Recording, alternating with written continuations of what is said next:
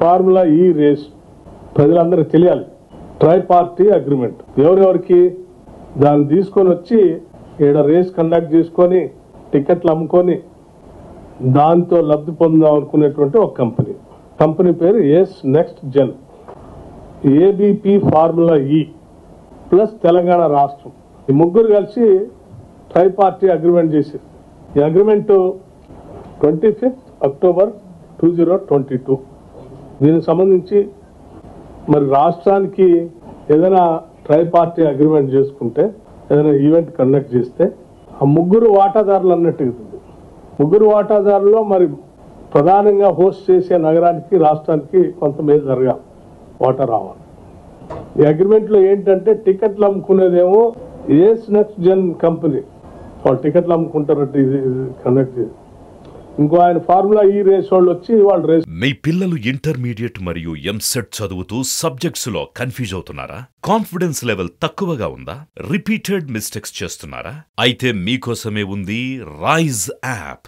1 lakh question bank, performance analysis, online classes by experts, ఇంకా మరెన్నో features తో మీ ముందుకొచ్చింది Rise the perfect guide. Description లో ఉన్న లింకును ఉపయోగించి సబ్స్క్రైబ్ అవ్వండి. మరి రాష్ట్రానికి వచ్చేది అంటే, రాష్ట్రం అంటే రేసు కావాల్సిన ట్రాక్ ఇన్ఫ్రాస్ట్రక్చర్ తయారు చేయాలి. అది తయారు చేస్తే రాష్ట్రం హోస్టు ఇన్ఫ్రాస్ట్రక్చర్ తయారు చేసిస్తే రాష్ట్రానికి ఏంటి ఆదాయం అంటే ఏం లేదు దాంట్లో. అంటే రాష్ట్రాన్ని మీ అవసరాల కోసం ఒక కంపెనీ ఎస్పీవి లాంటి ఒక కంపెనీ పెట్టుకొని ఆ కంపెనీ ఆ ఫార్ములా ఈతో అగ్రిమెంట్ చేసుకొని, ఇగో మాకు రాష్ట్రం అందుబాటులో ఉంది, వచ్చి సంతకం పెట్టిస్తాం చేసుకోండి అన్నారు. సరే, ఈ ఫార్ములా ఈ రేస్ వాళ్ళకి ఫీజు కట్టాలి. వాళ్ళు వచ్చినందుకు ఈ ఆర్గనైజ్ చేసి టికెట్లు అమ్ముకునే వాళ్ళు ఫీజు కట్టాలని అగ్రిమెంట్ ప్రకారం వాళ్ళేం ఫీజు కట్టాలా, state government track infrastructure develop చేయాలి. ఫీజు కట్టాలని చెప్పినటువంటి కంపెనీ టికెట్లు అమ్ముకున్నారు, వెళ్ళిపోయారు విత్డ్రా చేసుకొని. ఈ ఫార్ములా ఈ రేస్ ప్రకారం 4 రేసులు కండక్ట్ చేయాలి. వాళ్ళు చేశారు, చూసుకున్నారు, ఎంతవరకు వచ్చినా చూసుకున్నారు, తీసుకున్నారు, వెళ్ళిపోయారు.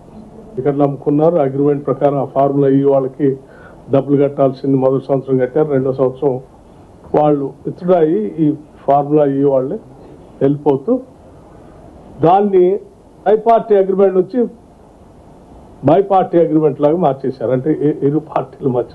అంటే ఆ ఫార్ములా ఈ రేస్ కి కట్టాల్సిన ఫీజు సంబంధించి 110 crores. ఫార్ములా రేస్ పెడతాం అని చెప్పి ట్రై పార్టీ అగ్రిమెంట్ చేసుకొని అన్ని దాదాపు 80 పర్మిషన్లు తీసుకోవాలి. వాళ్ళు 110 కోట్లు కట్టాలి. వాళ్ళు ఆ ఈవెంట్ కండక్ట్ చేసుకున్నారు.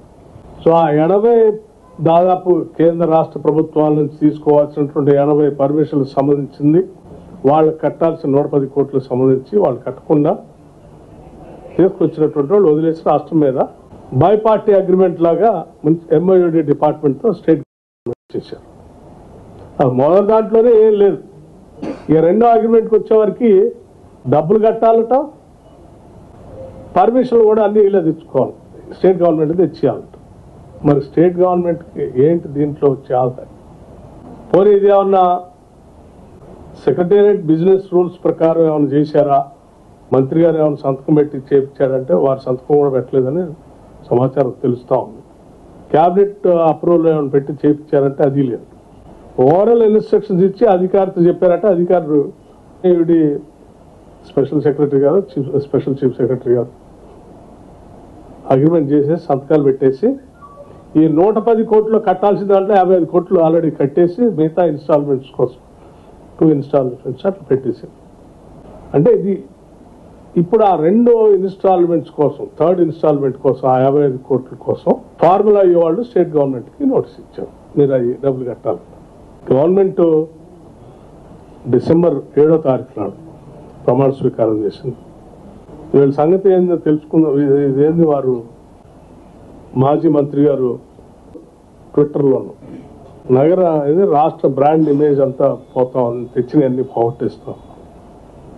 అరే పచ్చిగా రాష్ట్రాన్ని అమ్మకానికి పెట్టి ఒకటేమో ఆ కంపెనీకి వస్తే ఇంకోటి ఫార్ములా రాష్ట్రం ఏంటి రాష్ట్రానికి వచ్చే ఆదాయం వీటన్నిట్లో అంటే ఏం లేదు. వాళ్ళు వచ్చి అక్కడికి వచ్చి చూసిపోతే హైదరాబాద్ నగరం ఇమేజ్ పెరుగుతుంది. వాళ్ళు చూసిపోవటానికి 150-110 కోట్లు కట్టాలా. అవి కాకుండా ఇన్ఫ్రాస్ట్రక్చర్ డెవలప్ చేయడానికి మళ్ళీ అది వేరే. ఎన్ని డబ్బులు కట్టి రాష్ట్రం సాధించింది ఏంటంటే ఏమీ లేదు. సో మీరు చేసిన తప్పిదాన్ని, బిజినెస్ రూల్స్కి పూర్తిగా భిన్నంగా మీరు చేసినటువంటి తప్పిదాన్ని, మీకున్నటువంటి ఒక రకమైనటువంటి కోరికలను తీర్చుకోవటం కోసం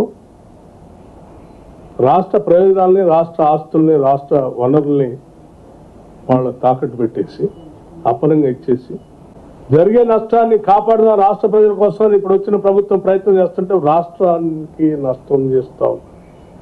ఎవరు పాత రోజుల్లో ఎక్కడో చదివాను, తన బాధ అంతా ప్రపంచ బాధ అంట మన కృష్ణశాస్త్రి గారు. నీ బాధ అంతా రాష్ట్ర బాధలాగా మార్చేస్తే ఎట్లా మీరు? మాకే రాష్ట్ర బాధ అంతా మా బాధలాగా మారి నీ రాష్ట్రాన్ని కాపాడటం కోసం ప్రయత్నం చేస్తారు.